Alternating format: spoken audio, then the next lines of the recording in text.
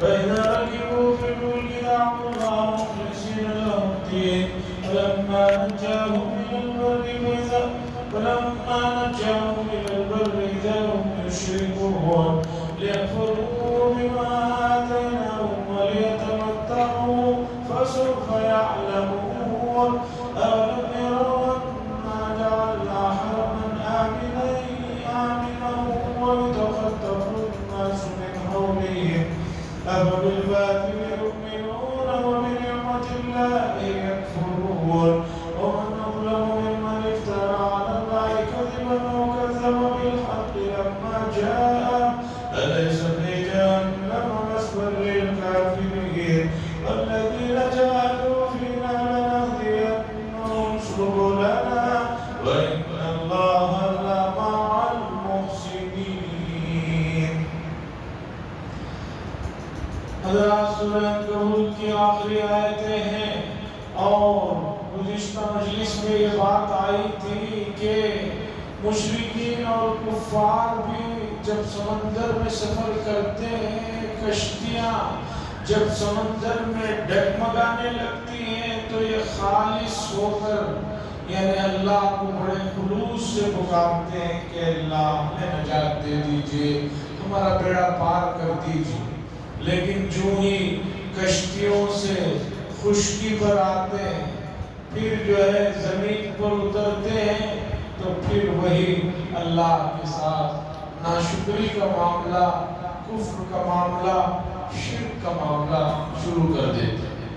اللہ فرمائے لیکفروا بما آتیناہم تاکہ لوگ اسی طرح ناشکری کفر کر کے جو ہے انکار کرتے رہے جو کچھ ہم نے انہیں دی ہے نعمتیں ان نعمتوں کی ناشکری کرتے رہے وَلْيَتَمَتَّعُوا اور تھوڑے سے مزے لے لیں دنیا کے دنوں کے مزے لے لیں اور مزے اڑا لیں فَسَوْفَ يَعْلَمُونَ قریب ان کو معلوم ہو جائے گا کہ انہوں نے کیا کچھ کیا ہے.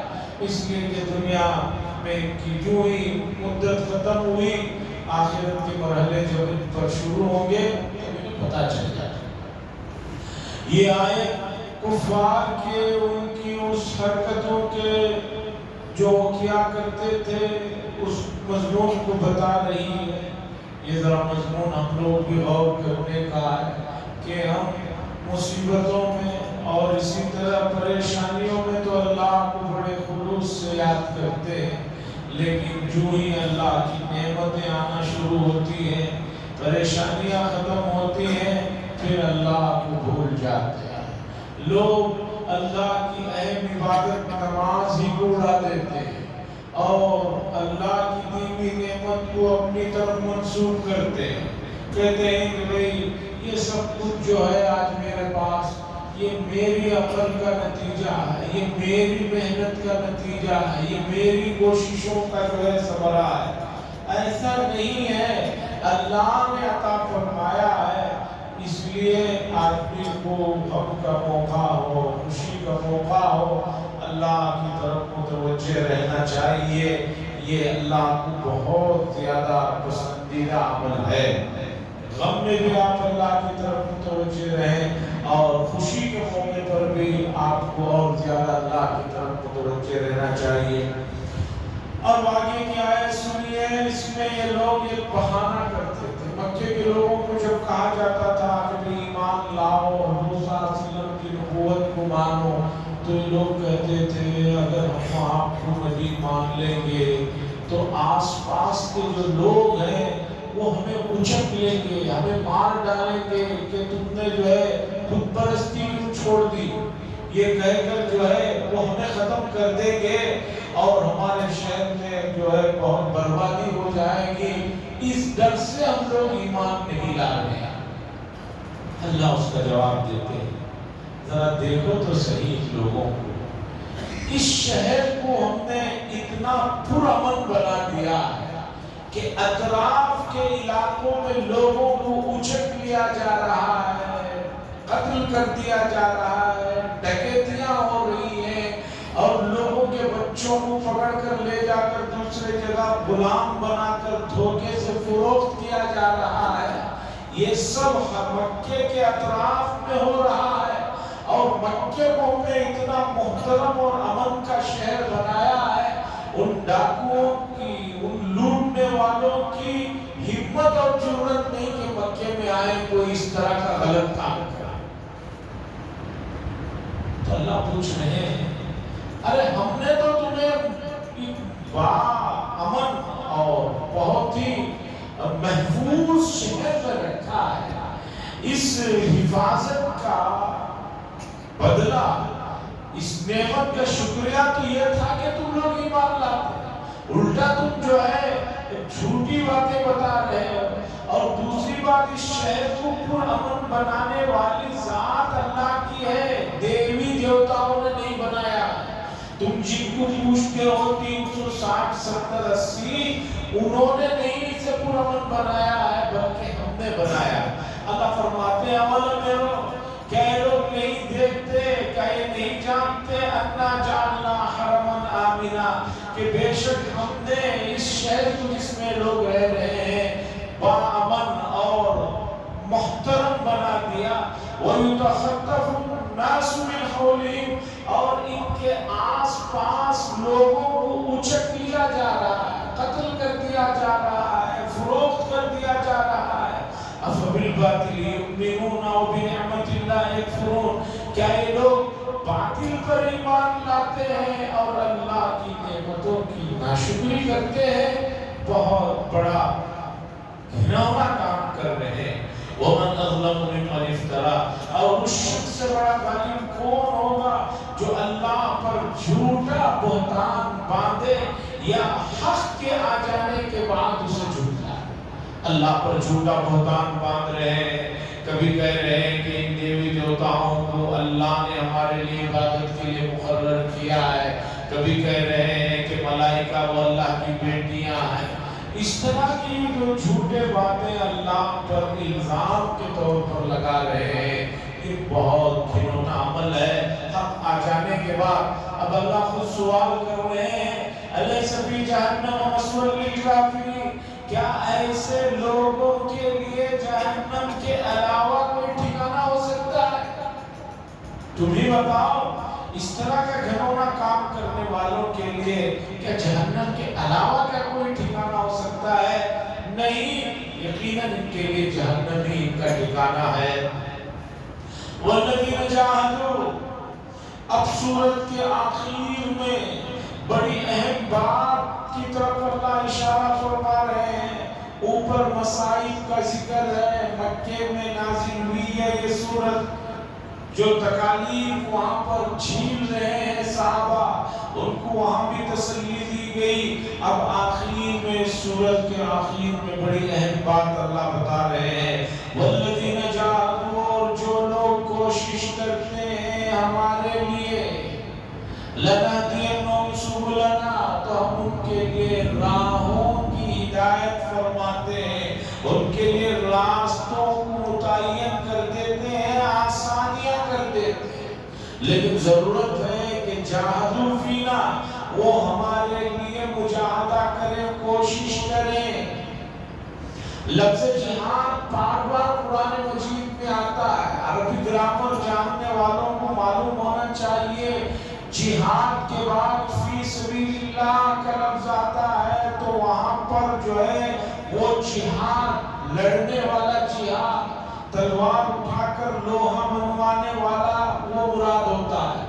اور جہادہ یجاہدو کے بعد فی کا لفظ آتا ہے، میں کا لفظ آتا ہے، جس کا ترجمہ ہے تو اب ترجمہ ہوتا ہے، اور وہ لوگ جو ہمارے راستے میں ہمارے دین کے لیے محنتیں کرتے ہیں، کوششیں کرتے ہیں۔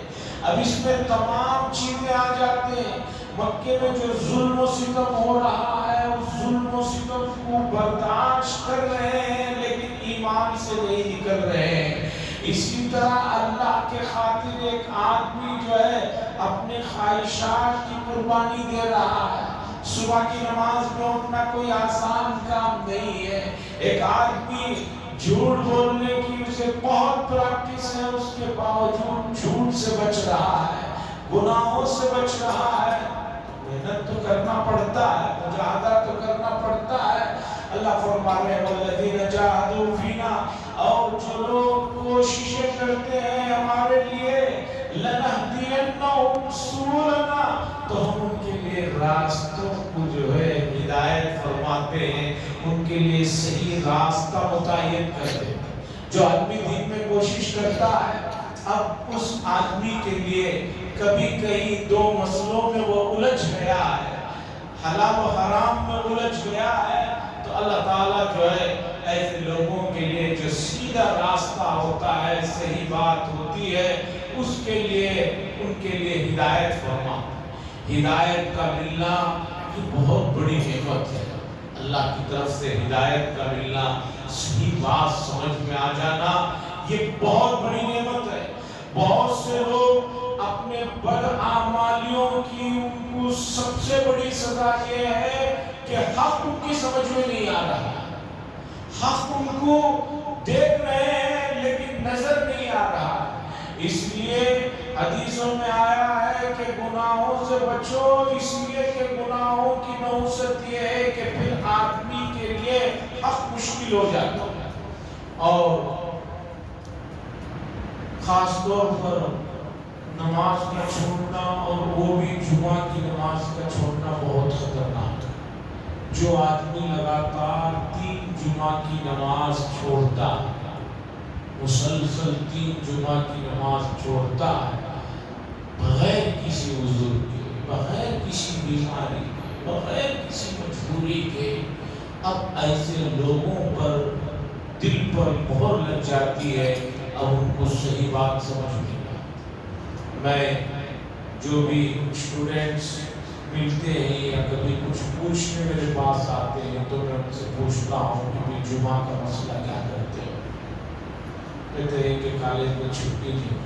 میں کہتا ہوں ویسے تو کئی پیریڈ تم لوگ چھٹیاں ڈال دیتے ہو، صبح کے کئی پیریڈ غائب کر دیتے ہو، اگر اتنی مشکل میں ہی ہے کہ آس پاس کوئی مسجد نہیں ہے، یا مسجدوں میں ٹائمنگ وہ کھانے کے وقت میں تمہیں نماز نہیں سیٹ ہو رہی ہے، تو ایک پیریڈ چھٹی ڈال دو۔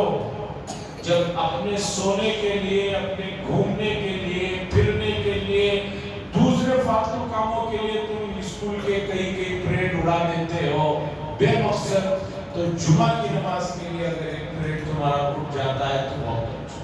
اور خاص طور پر بہت سے اسکول میں بھی جمعہ کی نماز کی طرف توجہ نہیں دی جاتی، حالانکہ ان اسکولوں کا میں بچے جو ہے بالغ بچے ہوتے ہیں، 9th کے بچے ہیں، 10th کے بچے ہیں، جن پر نماز فرض ہے۔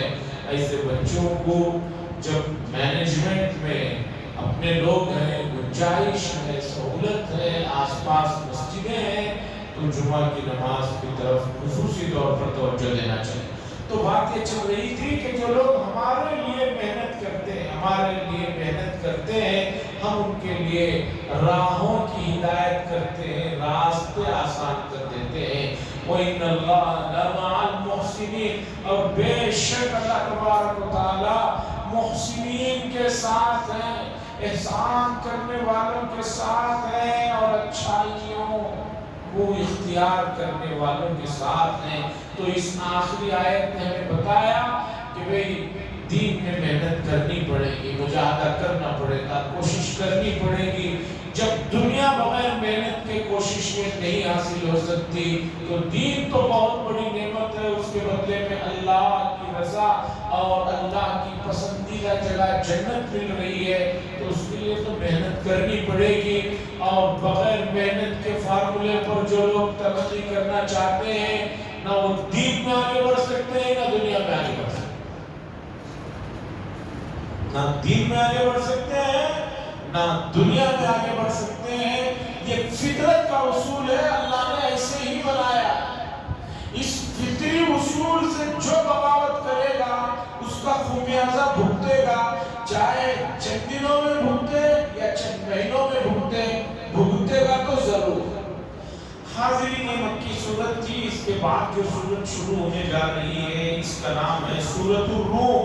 یہ بھی مکی سورت ہے اور نزول کا نمبر ہے 84 نمبر پر یہ نازل ہوئی ہے، یعنی کہ مکے کے بالکل آخر آخری زمانے میں نازل ہونے والی سورتوں میں سے ایک سورت ہے، اس لیے کہ 114 سورتوں میں 85 سورتیں 85 سورتیں مکے میں نازل ہوئی ہے، باقی کی جو سورتیں ہیں 29 جو سورتیں ہیں وہ مدینہ منورہ میں نازل ہوئے ہیں۔ اس کا نمبر 84 ہے، تو اس کا مطلب یہ ہے کہ مکے کے بالکل آخری زمانے میں یہ سورت نازل ہوئی۔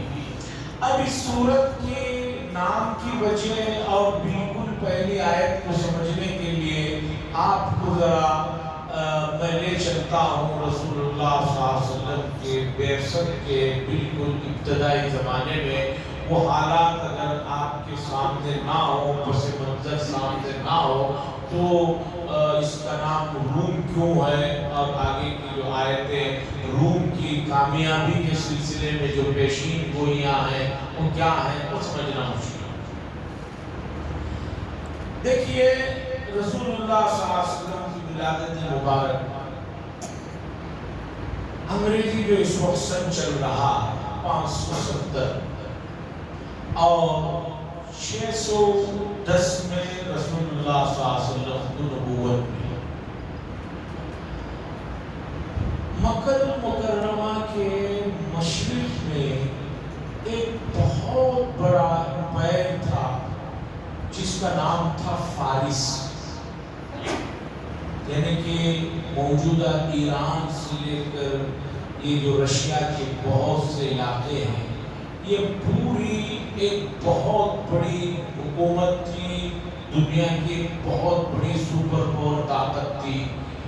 اس کا مین ہیڈ کوارٹر موجودہ ایران میں کہیں تھا، اسے فارس کہا جاتا تھا، اور جو بھی اس حکومت میں بادشاہ بنتا تھا اس کا لقب ہوتا تھا کسرا۔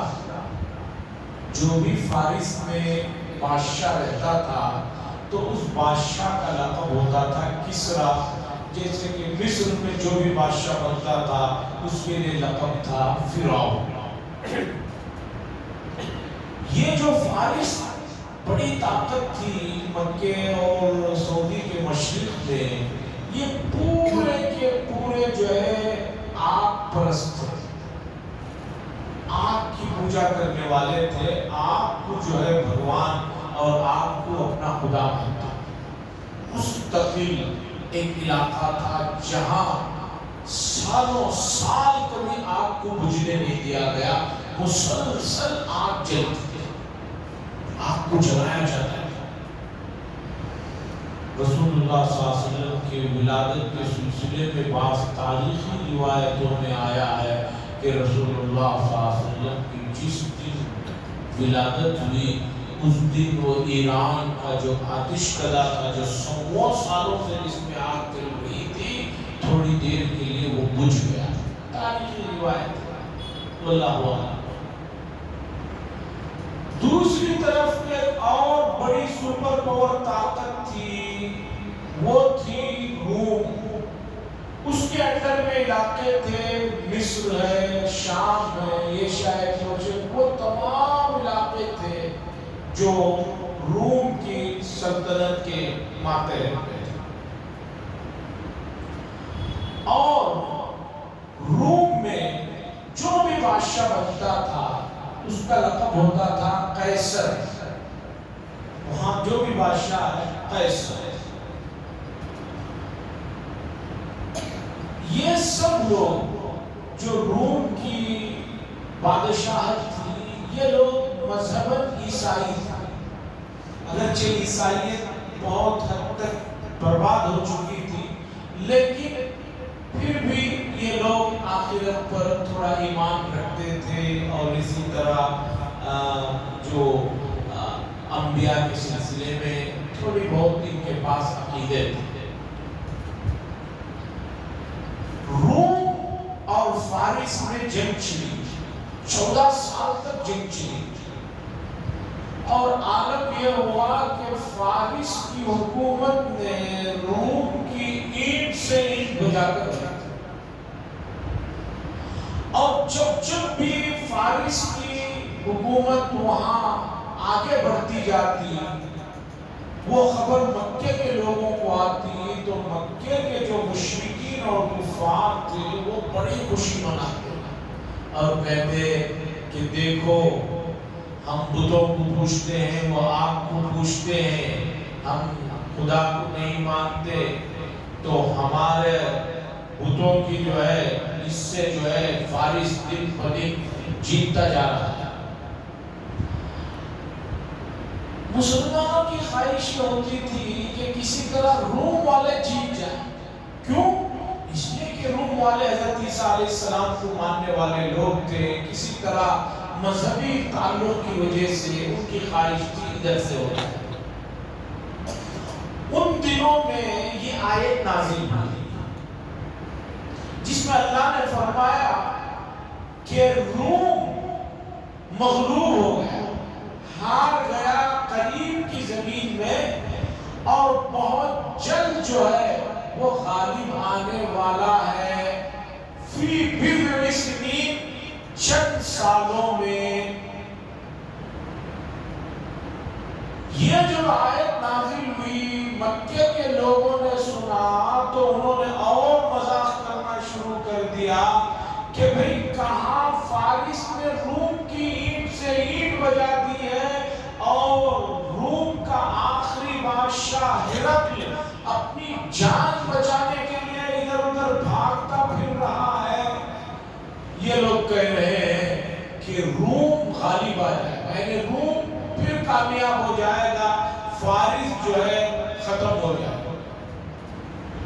خود عیسائی لکھتے ہیں کہ جس زمانے میں قرآن کی آیت نازل ہوئی اس زمانے میں چھوٹے سے چھوٹی عقل رکھنے والا بھی یہ سوچ نہیں سکتا تھا کہ روم جو ہے وہ پھر کامیاب ہونے والا ہے اور فارس ڈوبنے والا ہے، ہارنے والا ہے۔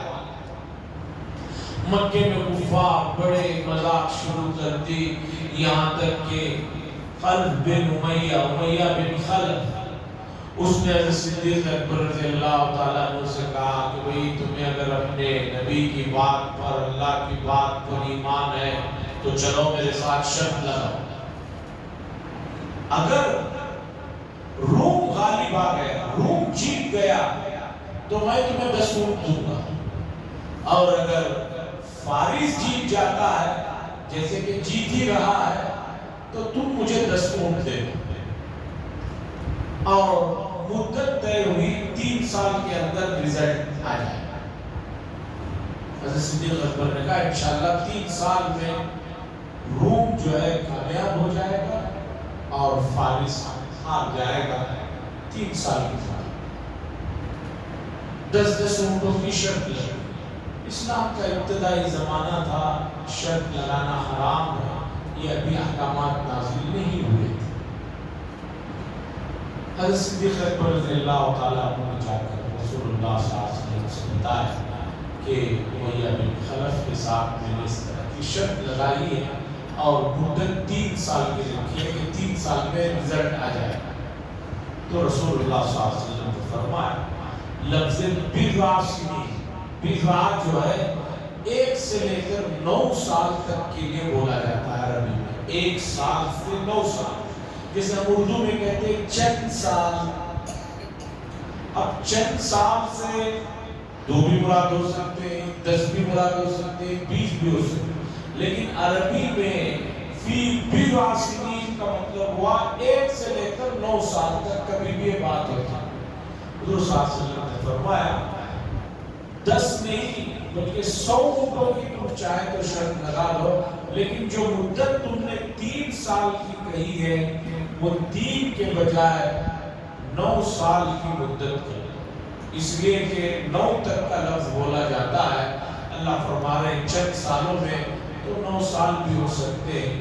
تو صدیق اکبر رضی اللہ تعالیٰ عنہ پھر اس کٹر قسم کے مشرک کے پاس گئے، امیہ کے پاس، اور اس سے کہا کہ بھئی 10 اونٹوں کی نہیں 100 اونٹوں کی بازی لگا، اور 3 سال نہیں 10 سال کی مدت۔ اس نے کہا ٹھیک ہے، اور اچھی بات ہے، تم 100 اونٹ دینا چاہ رہے تو میں اس کے لیے تیار ہوں، تو مدت طے۔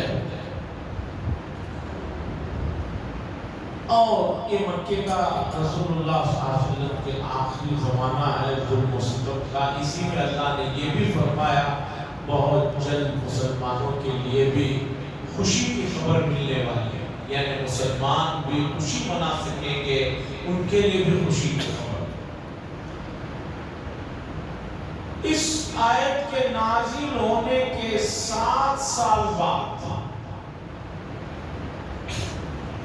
روم کی جو تمام شہروں پر فارس والوں نے قبضہ کر لیا تھا، بت پرستوں نے یعنی آگ پرستوں نے جو قبضہ کر لیا تھا، اور ہرقل جو آخری بادشاہ تھا وہ اپنی جان بچانے کے لیے تونس کی طرف بھاگ رہا تھا، اس نے پھر چند فوجوں کو لے کر پلٹ کر ایران کی یعنی فارس کی فوج پر پیچھے سے حملہ کیا، اور ایسا حملہ کیا کہ پورے فارس والوں کی ہمت ٹوٹ گئی، اور پھر سے پورا علاقہ روم نے جو فارس نے چھین لیا تھا وہ اپنا تو لیا ہی بلکہ فارس کی بھی اینٹ سے اینٹ بجا کر گیا. 7 سال بعد قرآن نے جو کہا وہ من بعد غلبہم سیغلبون، قریب وہ پھر غالب آ جائیں گے. ملک روم یعنی سلطنت روما پھر جو ہے فارس پر غالب آ گئی. یہ قرآن مجید کی سب سے بڑی پیشین گوئیوں میں سے ایک پیشین گوئی ہے کہ ایک ایسے وقت میں قرآن نے چیلنج کیا کہ قریب رزلٹ یہ آنے والا ہے. 100 اونٹوں کی شرط بھی لگ گئی ہے لیکن کوئی ماننے کے لیے تیار نہیں تھا، حتیٰ کہ اس زمانے کی عیسائی مورخین بھی کہہ رہے ہیں کہ یہ جو پیشین گوئی ہوئی ہے ہماری سمجھ سے باہر ہے. لیکن جب رزلٹ آیا تو سب کو یقین ہو گیا کہ بھی یہ کلام کسی انسان کا نہیں، اللہ کا کلام ہے. اللہ ہی غیب کی آنے والی بات بتا سکتا. اور ادھر رسول اللہ صلی اللہ علیہ وسلم نے پیشین گوئی ہوئی، آپ مکے سے مدینہ ہجرت کر گئے. پھر دوسرے سال غزوہ بدر پیش آئے. غزوہ بدر میں جیسے کہ آپ کو معلوم ہے 70 بڑے آدمی ان کے مارے گئے، 70 گرفتار ہو گئے. تو مسلمانوں کے لیے دوسری خوشخبری بھی آ گئی کہ مسلمان فتح یاب ہو گئے. اور یہ دشمن جس نے 100 اونٹوں کی شرط لگائی تھی یہ غزوہ بدر میں مارا گیا، اور اس کے بعد وہ رزلٹ بھی آ گیا. تو اس نے اپنے ایک آدمی کو وکیل بنایا تھا، اور صدیق اکبر رضی اللہ تعالیٰ عنہ نے بھی اپنے بیٹے کو وکیل بنایا تھا. ہم لوگوں کو کچھ ہو جائے تو یہ لوگ ہمارے بدلے میں یہ دیں گے. تو اس کے بعد امیہ کے بیٹے یا اور اس کے کسی آدمی کی طرف سے 100 اونٹ جو شرط لگی تھی وہ ملی، اور حضرت صدیق اکبر رضی اللہ تعالیٰ عنہ لے کر رسول اللہ صلی اللہ علیہ وسلم کے پاس آئے. قرآن پیشین گوئی سچ ہو گئی، اور 100 اونٹ کی جو شرط لگی تھی میں وہ جیت چکا ہوں، یہ حاضر ہے. تو رسول اللہ صلی اللہ علیہ وسلم نے فرمایا اے ابوبکر یہ جوا ہے، اور جوے کو اللہ نے حرام قرار دے دیا ہے. اب اسلام میں کسی بھی طرح کی شرط لگانا جائز نہیں ہے. تو صدیق اکبر نے پوچھا ہے رسول اللہ صلی اللہ علیہ وسلم اب کیا کروں؟ تو آپ نے فرمایا ان تمام اونٹوں کو غریبوں میں صدقہ کر دو. تو حضرت صدیق اکبر رضی اللہ تعالیٰ عنہ نے ان تمام 100 اونٹوں کو غریبوں میں مدینے والوں میں صدقہ کر دیا. بہت سے حضرات یہ واقعے سے جوے کے سلسلے میں غلط فہمی میں پڑ جاتے ہیں کہ بھئی جوے کی اجازت ہے. سن لیجئے قرآن نے فرمایا یا ایھا الذین آمنوا انما الخمر والمیسر، شراب، جوا، والانصاب والاغلال، یہ چاروں چیزیں حرام ہیں. رجس من عمل الشیطان، شیطان کی گندگی ہے. فاجتنبوہ، اس عزیزان حضرات جیسے کہ حدیث میں ہے کہ آخر زمانے میں لوگ ناموں کو بدل کر چیزوں کو حلال کر لیں گے. آج وہی عالم ہو گیا ہے. آج بہت سے لوگ ان جوئے کے لفظوں کو دوسرے لفظوں میں بدل کر اسے حلال سمجھ کر اس میں امت کا نچلا طبقہ بہت برباد ہو رہا ہے۔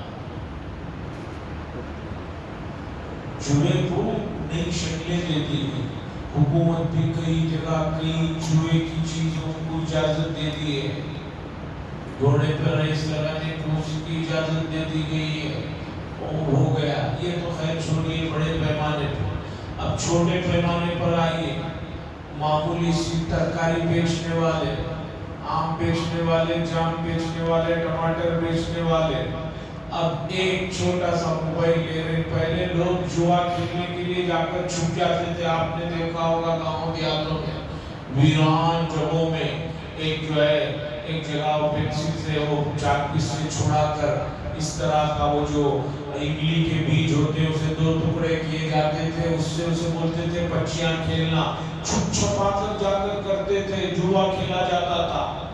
اب جوا ماڈرن ہو گیا، اب موبائل میں کھیلا جا رہا ہے، دو آدمی، دو بچے، چار بچے ایک ہی جگہ کھڑے ہیں، وہ بٹن دبا رہا، وہ بٹن دبا رہا، وہ بٹن دبا رہا، پھر وہ دبا رہا ہے۔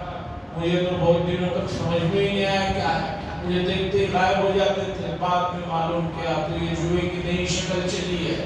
اب اس کی طاقت 10 روپے ہے تو 10 روپے لگا کر کھیل رہا ہے، کوئی 20 کھیل رہا ہے، کوئی 50 کھیل رہا ہے۔ یہ تمام کی تمام چیزیں جوئے کی شکلیں ہیں، اور اسی طرح جوئے کی اور بہت سی شکلیں ہیں۔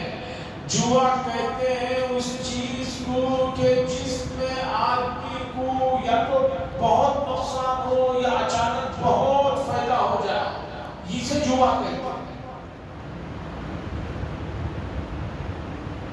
اور دوسرے بھی اس میں بہت سی شکلیں ہیں۔ آن لائن جوا اتنا عام ہو گیا ہے، اتنا عام ہو گیا ہے کہ ہر آدمی کو کروڑ پتی بنانے کے لیے نئی نئی اسکیمیں موبائلوں میں، ٹی وی میں ایڈ کے ذریعے سے بتائی جا رہی ہے، اور اس میں بہت سے لوگ کھیل رہے ہیں، اور سرکاری طور پر بھی وہ کوئی منع نہیں ہے۔ یہ سب جوئے کی قسمیں ہیں، یہ حرام ہے، اور کوئی آدمی یہ دھوکہ نہ کھائے کہ میں صدیق اکبر رضی اللہ، وہ تو قرآن نازل ہو رہا تھا، احکامات ابھی فرض ہو رہے تھے، نازل نہیں ہوا تھا، پھر جب وہ حرام ہو گیا تو انہوں نے اس میں سے ایک چیز لے لی، 100 کے 100 اونٹ قیمتی جو ہے صدقہ کر دیا، یہ بات ذہن میں رکھیے۔ تو اس صورت میں سورہ روم میں اللہ نے ایک زوال پذیر سلطنت کو پھر دوبارہ غالب ہونے کے سلسلے میں جو پیشن گوئی کی، وہ پیشن گوئی پوری ہوئی، وہ ان آیتوں میں مضمون ہے۔ انشاءاللہ اس کا ترجمہ اور آگے کی جو باتیں اپنی مجلس میں رکھیں گے۔ وآخر دعوانا الحمدللہ رب العالمین۔ یہ مسئلہ بھی سنتے چلیں کہ کل 29 ذی القعدہ ہے، کل چاند نظر آنے کا بہت زیادہ امکان ہے۔ انشاءاللہ اگر نظر آ جاتا ہے تو پھر 29 جون جمعرات، یہ جمعرات کی ادھر کی جمعرات کو عید الاضحیٰ ہوگی۔ اب ایک حدیث میں ہے کہ بھئی جو حضرات قربانی کرنے کا ارادہ رکھتے ہوں وہ اگر چاند نظر آنے سے پہلے اپنے ناخن، اپنے بڑی ہوئی مونچھیں اور زیر ناف زیر بغل پاک صاف کر لیں اور 10 دن رکے رہے، اچھی بات۔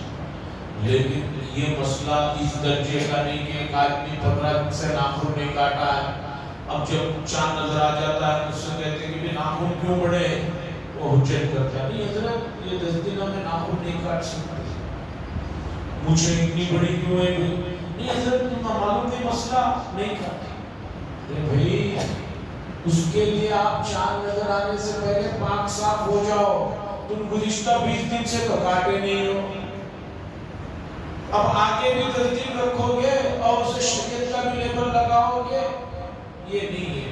پوری بات سمجھو تب اس پر عمل کرو، مسئلہ بتاؤ، بس مسئلہ یہ ہے۔ اور اس درجے کی چیز نہیں ہے، بعض لوگ جو 10 دن کے لیے داڑھی بھی چھوڑ دیتے ہیں، وہ سمجھتے ہیں کہ یہ 10 دن کی داڑھی سال میں ایک بار رکھ لیتے تو پھر وہ قربانی ہوئی دوسرے دن پہ پھر جو ہے شیو کرا لیتے ہیں۔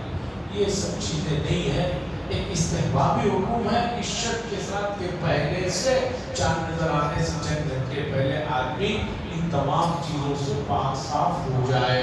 نہیں ہو سکا کسی وجہ سے چاند نظر آ گیا تو دوسرے دن بھی کرا سکتا ہے, کوئی گناہ نہیں, کوئی حرج نہیں. الحمدللہ شکر اللہ صلی اللہ علیہ وسلم. ربنا آتنا في الدنيا حسنة وفي الآخرة حسنة وقنا عذاب النار. صلى الله تعالى وسلم على